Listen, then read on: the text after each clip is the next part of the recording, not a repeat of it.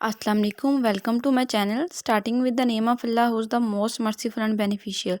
आज की वीडियो में हम बात करेंगे पार्ट्स ऑफ स्पीच की कि उनको हम किसी भी सेंटेंस में कैसे फाइंड आउट करते हैं। तो हमारे पास यहाँ पे कुछ सेंटेंसेस हैं जिनमें से हम पार्ट्स ऑफ स्पीच को फाइंड आउट करेंगे। तो जैसे कि आपको स्क्रीन पे नज़र आ रहा है, हमने कुछ सेंटेंसेस लिए हैं जिनको हमने हाईलाइट किया है कि इनमें से कौन कौन से पार्ट्स ऑफ स्पीच हैं और कौन से पार्ट्स ऑफ स्पीच को ये शो कर रहे हैं।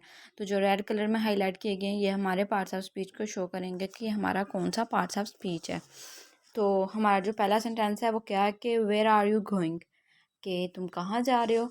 तो इसमें हमारा यू है जो वो हमारा as a part of speech use किया गया। तो अब हमें ये नहीं पता कि यू हमारा कौन सा पार्ट ऑफ स्पीच है।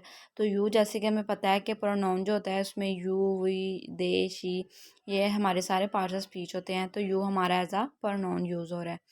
अगर हम सेकंड सेंटेंस की बात करें, सेकंड क्या है कि I want to go now. तो नाउ क्या शो कर रहा है कि हमारे टाइम को शो कर रहा है। जैसा कि आपने पढ़ा था कि जो हमारा होता है ना कि एडवर्ब, वो क्या होता है कि काम कहाँ होता है और कैसे होता है। तो नो, नो शो कर रहा है अब। तो ये नो हमारा होगा एज अ यूज़ होगा एज अ एडवर्ब। तो नो क्या है, एडवर्ब। तो अब हम थर्ड की बात करें तो that was a lovely evening. Lovely क्या है, खूबसूरत। तो जिसमें किसी चीज़ की क्वालिटी बयान की जाए वो क्या हमारा होता है, एडजेक्टिव।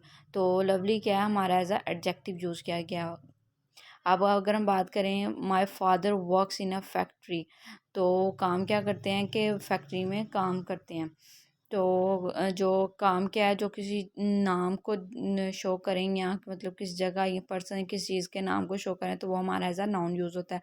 तो फैक्ट्री क्या है कि हमारा एज अ नाउन यूज़ किया गया है। आई helped him because I like him.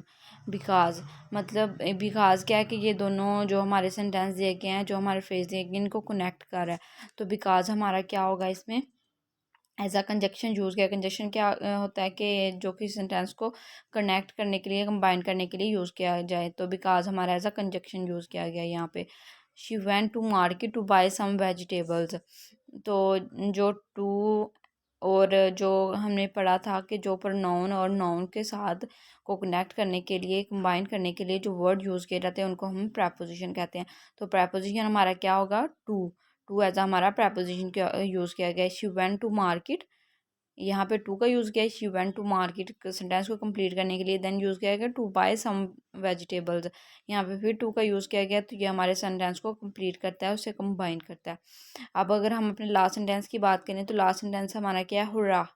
Hurrah, I have one the match. हुआ, ये हमारे क्या है, स्ट्रॉन्ग फीलिंग्स को शो कर रहा है। स्ट्रॉन्ग, और हमारे स्ट्रॉन्ग फीलिंग्स को कौन सा पार्ट से स्पीच शो करता है, इंटरजेक्शन।